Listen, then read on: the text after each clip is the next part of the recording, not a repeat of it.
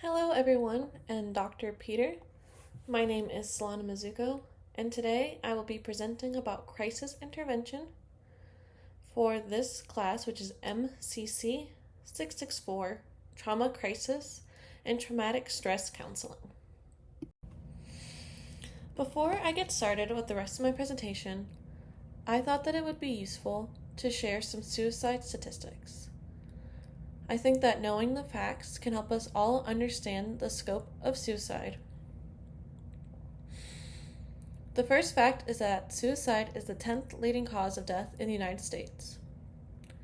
In 2024, there was an estimated 2.2 million suicide attempts, which is a 1.5 time increase from 2023. This alone was staggering to me. Knowing that increase, it makes understanding suicide prevention and intervention even more relevant. Interestingly, males are 4 times as likely to commit suicide as females, and 85% of suicide deaths in 2024 were white people. Lastly, firearms account for more than half of all suicide deaths. The second most common way to commit suicide is suffocation, which accounts for around a quarter of all suicides, and then drug overdoses accounted for 9%. I also thought that was surprising. I thought that drug overdoses would have been a higher number. These statistics help me to understand who is most likely to commit suicide and by what means. I found this information to be eye-opening, and it led me to be even more compelled to help prevent suicide. Why? Every time a suicide happens, we are left asking, why? The truth is, we often can't narrow it down to just one single why. But it's also true that there are many ways forward. When it comes to reducing the rate of suicide in our communities, CDC has identified key strategies we can take to prevent suicide. These science-backed strategies include creating strong financial and environmental conditions by building up economic supports, stable housing, and communities, by reducing access to lethal means among people at risk, and boosting access to care and social connections, by teaching coping and problem-solving skills through learning and educational programs, and providing support for individuals and survivors by responding to and following up after a crisis. When it comes to suicide, there's more than just one why. And when it comes to suicide prevention, there's more than just one way. There are many ways we can work together to apply these strategies and prevent suicide. To learn more about strategies for comprehensive suicide prevention, go to cdc.gov/suicide/prevention. I thought that video from the CDC was really helpful in explaining how suicide is complex and a multifaceted issue. Just like there's not one reason people commit suicide, there's not just one way to prevent suicide. There are many factors at play that lead to someone to commit suicide, and there's also many ways that we can help prevent it. One way that we can help prevent suicide is by strengthening economic supports. This is best done by improving financial security and providing stable housing. Another important piece to suicide prevention is creating protective environments. This can look like reducing access to lethal means for people at risk of committing suicide. For example, guns, tools for asphyxiation, and drugs, and any other way someone could hurt themselves. Creating healthy policies and culture, and reducing substance use through community-based care.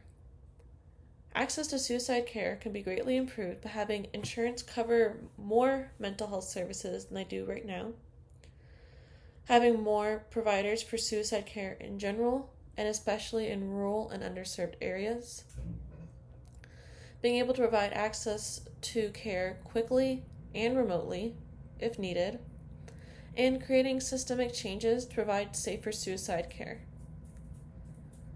Another part of preventing suicide is to promote healthy connections with others.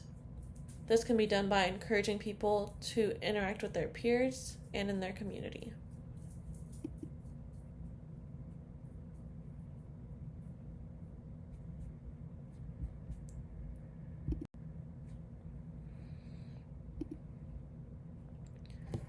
In addition to those ways of suicide prevention, it can also be helpful to teach people coping skills and problem-solving skills. Being able to cope with life's stressors can help prevent suicide and suicide attempts. These skills can be taught in school as well as to parents. It's also important to identify and support people who may be at risk to commit suicide. This can be done by training gatekeepers like teachers, community leaders, managers at work, police officers, etc., and helping them learn the signs that someone may be at risk for suicide. It's also important to have people who are available to respond to crises at all times, like the 24/7 crisis response teams that are available in my area, or the crisis intervention police teams. It is also important to create safety plans and aftercare plans for those who have attempted suicide. These include therapy to help prevent future attempts. After someone commits suicide, it is important to help those close to that person grieve in healthy ways and receive therapy to cope with the loss to prevent additional suicides. There is a wide range of crisis intervention types out there. One common type of crisis intervention is crisis intervention teams, which I mentioned briefly earlier, who are specialized police officers who have mental health training, who are specially trained in crisis de-escalation. More research needs to be done to determine whether crisis intervention teams are considered evidence-based practices, but it has shown significant improvements in officer knowledge of crisis intervention and their attitudes towards people in crisis. Crisis intervention teams are hoping to lead to less incarceration of those with mental health issues and increase overall community safety. I live in a fairly small community called Vero Beach, Florida, which is in Indian River County. We have a very old demographic. I think the median age is around 55. But even still, we do have a few local crisis resources. New Horizons of the Treasure Coast has a 24/7 mobile crisis response team, as well as adult and child crisis stabilization units, as well as the Mental Health Alliance. They offer walk-in counseling and crisis support for free for Indian River County residents and for a nominal fee for those outside the county. These are both great resources, and I would definitely recommend them to people in my area for a crisis response. There are also several national crisis resources. I would say the most common and well-known is the National Suicide Hotline.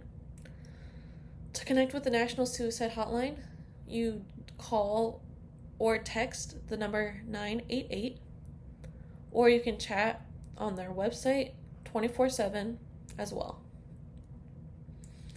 Another option is the Trevor Project. They provide 24/7 text, call, or chat options specifically for LGBTQ plus people in crisis. Their counselors are specifically trained to work with young people who are LGBTQ. Both hotlines are confidential and have specially trained people who will answer your texts or calls at any time of the day without any judgment, and it can be completely anonymous. There are a wide array of trauma assessments, but one that really stood out to me is the Trauma and Suicide Potential Index 5. I found this one particularly interesting because it's able to address if a person is likely to commit suicide due to trauma. So it addresses their suicidality and how that may be increased by potential traumatic events they've experienced. The more trauma that someone has experienced, the more likely they are to attempt suicide, which is why understanding their trauma background is important. This assessment is a brief self-reporting assessment that has been shown to be both valid and reliable. This test is applicable to anyone, and it is not about any type of specific traumatic event, and it reveals a lot of information about suicidal behavior in a short format, and it's easy to administer without any additional training required. Oftentimes, crises are very stressful situations, and being able to have one assessment that can help understand their trauma and their suicidal behavior can be a time-saving and helpful tool. One challenging aspect of being a therapist is knowing how and what to report for abuse and neglect. In the state of Florida, therapists are mandated reporters of child abuse and elder abuse. Child abuse includes abuse, abandonment, neglect, and sexual abuse. For vulnerable adults, you need to report suspected abuse, neglect, or exploitation. All of these reports are made to the Central Abuse Hotline in Florida, which is available 24/7. You can fill out forms electronically for reports, or you can also call. And if you're making a good faith report and you believe that someone is actually being abused, then you shouldn't get and have any legal repercussions for making a report in good faith. There are many useful techniques for working with suicidal clients. It has been shown to be very important to collaborate with the clients who are in crisis or suicidal and work together to help them set goals. Giving them some control over the situation can help them regain homeostasis and to alleviate some of their stress. Cognitive behavioral therapy has been shown to be very useful for people who are suicidal. It works to address negative thoughts and challenges that relate to their feelings and actions. It's considered highly effective and tends to work pretty quickly, some clients needing around 10 sessions or so. Another option to help treat suicidal clients is called dialectical behavioral therapy. This intervention helps clients learn to regulate their emotions and to tolerate distress. This is helpful in accepting the suicidal thoughts that a client may be having without it causing them severe distress, and can help them not suffer and accept reality as it is.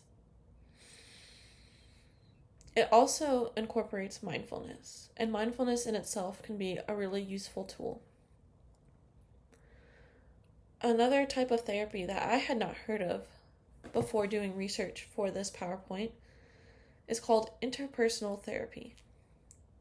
This type of therapy is developed to work on problematic relationships and helps clients focus on the here and now with their current issues, as well as learning to deal with big life changes and reduce stress. Big life changes and stress are definitely factors that can help lead someone to become suicidal. Another useful type of therapy is psychodynamic therapy. This helps clients learn the influence of their past and how that impacts their present, specifically regarding any unresolved conflicts that they may be dealing with that may be adding to their current stress. Finally, mindfulness. There are a lot of different ways to practice mindfulness, but the end goal is to help promote self-awareness in clients and help them reduce stress. It can help people be more present. Mindfulness can look like yoga, drawing, body scans. There's a wide range of options for mindfulness, and it has been shown to be especially useful when combined with other types of treatments.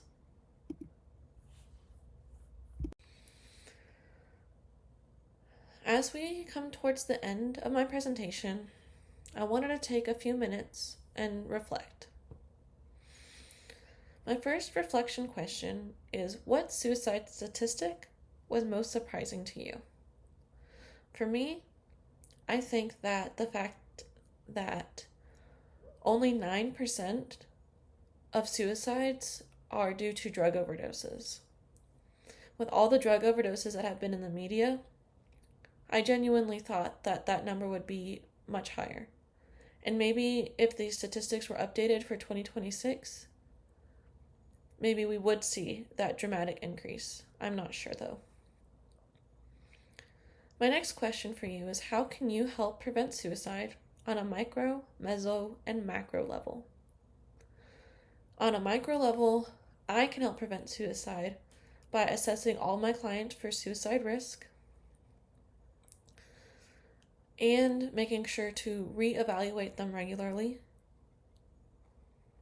On the meso level, which is the community level, I can continue to promote resources that help clients with suicide prevention. I can also vote in relevant local legislature that can help expand access to community level suicide prevention and mental health resources, especially those that are affordable. And at the macro level, I can vote for political leaders who understand the importance of mental health and suicide prevention. I can advocate for a greater understanding and a greater financial support through insurance for mental health, as well as any type of law that promotes access to mental health care for everybody. What resources local to you do you have that can help prevent suicide? I went over a few in my presentation. New Horizons and the Mental Health Association are both great crisis resources locally to me. And lastly, what skills do you want to or need to develop when it comes to crisis intervention and suicide prevention? This is a hard question because I don't have a ton of experience yet with crisis intervention. I briefly worked in crisis intervention as a mental health tech, and I would really like to just gain more confidence in the various crisis intervention modalities. I would like to learn about how to handle crisis more, and this class has definitely helped with that. I'd also like to make sure that I'm able to stay calm during crisis, as it's so easy to get stressed out. As far as suicide prevention, I would like to continue to assess every client that I see with the Ask Q. I'd also like to be sure to continuously reevaluate my clients. I'd also just like to learn more about what I can do on a macro and meso level to help prevent suicide. I'd like to get a little bit more involved in advocacy and politics regarding access to mental health for everybody. I truly believe that the world would be a better place if everyone had access to mental health care and suicide prevention and crisis intervention. This is part 1 of my references that I used for this PowerPoint presentation. This presentation was really interesting. It required me to come up with a lot of different references and resources to be able to answer all of these questions. And even still, I feel like I barely scratched the surface. So I definitely want to investigate more on how I can make a difference in my community and beyond.